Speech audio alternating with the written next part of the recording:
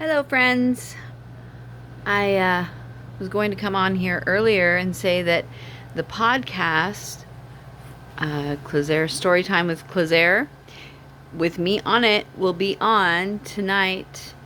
I think she said she's going to post it at 5:30. She said she was going to post it last night, but that was my understanding because she didn't say last night because our time difference is 8 hours, so it gets kind of jumbled up. Anyway, I was wondering if anyone else felt like their house was haunted. There are a few places in my house where I don't like to go. I will show you. I don't like to go like right in this area. There's a cat tree. I don't go in there at all. That room scares me. And this room kind of scares me too. Obviously, I keep the doors closed. Anyway, so I've had ghosty experiences my entire life, starting when I was 5 years old. My mother's mother, we played under a table. I didn't know it was my mother's mother until after I started talking to my mom, saying, I was just playing with a little girl, and I told her what she looked like and everything. And we started talking more and more, and my mom said, oh, that might be my mother. So then, I guess when I was 11, we moved into a condominium, well, kind of a condominium. We didn't call them that. We called them townhouses. And it was haunted. It was scary haunted. Like, we had a mimic we called them apartments, but they weren't apartments. And so I would be upstairs and I would hear my mom call me. I would hear her call. I mean, like, it was her voice. And I'd be like, what, Mom? What? And so I would end up going out of my room, looking over this railing, half railing, because we had super tall ceilings, like extremely ridiculously tall ceilings.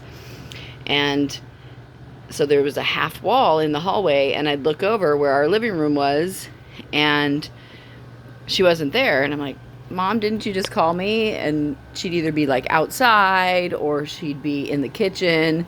And yeah, that was freaky. And then my sister and I would get chased from our hallway upstairs down the stairway. Never all the way down the stairs. It was like as soon as we turned the corner to the platform, we called it the platform. I think that's what we called it. Anyway, the middle part, and started going down, then it wouldn't be so scary. But to that point, it was scary. You could feel being rushed and being pushed down the stairs, basically. And then I was when I was 19, in my first apartment, I think I had already turned 19,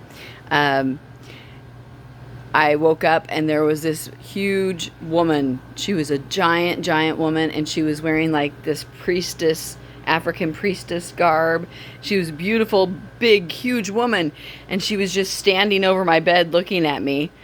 And so I just covered my head really slowly, and I reached over and I had a touch lamp, and I touched my lamp and turned it on and waited a few minutes and took my blanket off, and she wasn't there, but I freaked out. Like, I basically had a panic attack, called my mom, made her come get me, and that was scary. My mom said she thought it might be her nanny from when she was like 3 who was ritually murdered. So that was scary.